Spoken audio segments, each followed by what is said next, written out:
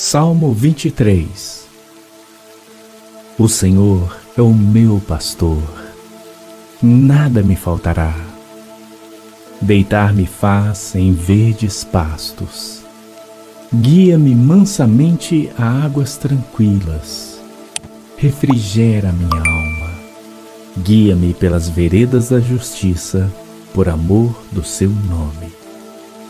Ainda que eu andasse pelo vale da sombra da morte, não temeria mal algum, porque tu estás comigo. A tua vara e o teu cajado me consolam. Preparas uma mesa perante mim, na presença dos meus inimigos. Unges a minha cabeça com óleo, o meu cálice transborda. Certamente que a bondade e a misericórdia me seguirão todos os dias da minha vida, e habitarei na casa do Senhor por longos dias.